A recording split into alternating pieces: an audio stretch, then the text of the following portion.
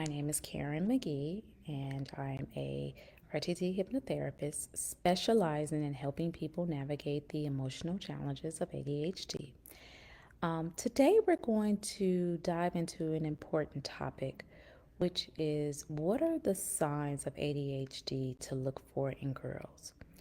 ADHD is often misunderstood, especially when it comes to how it presents itself in girls. Many girls go undiagnosed or misdiagnosed because the symptoms can be more subtle and less disruptive compared to boys. Let's take some time to explore what these signs are so we can better understand and support the girls in our lives. Let's start with a quick overview.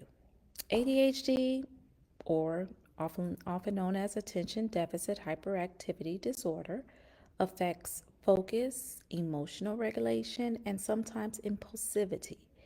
It's not about being hyper or unable to sit still.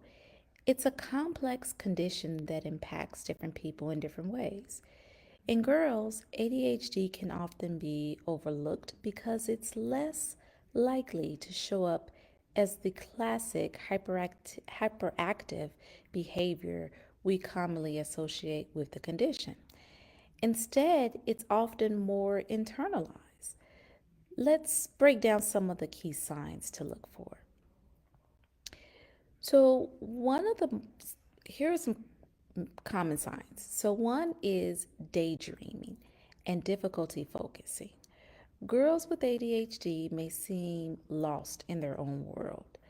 They might be labeled as spacey or quiet because they're often daydreaming or struggling to stay focused on tasks, especially ones they find boring.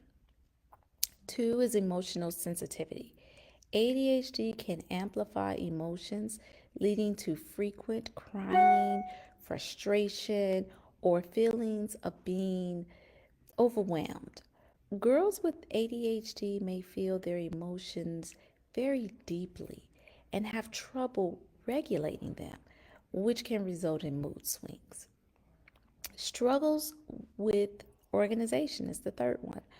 Does your girl or your child often lose her homework, forget about assignments, or seem disorganized? These executive functioning challenges are a hallmark of ADHD and can cause stress in school and at home. For quietly struggling in social settings, girls with ADHD might find it hard to navigate friendships. They may talk too much, interrupt conversations, or have difficulty picking up on social cues, which can lead to feeling isolated. Fifth one is perfectionism and anxiety. Interestingly, many girls with ADHD develop perfectionist tendencies. They're aware of their struggles to keep up and often overcompensate by trying to be perfect, which can lead to stress and anxiety. Six is hyperactivity and restlessness. While this is less common than in boys. Some girls with ADHD do exhibit hyperactive traits. This might look like fidgeting, tapping, or constantly moving in subtle ways, such as playing with their hair. Seven is sleep difficulties. Many girls with ADHD have trouble falling asleep or staying asleep.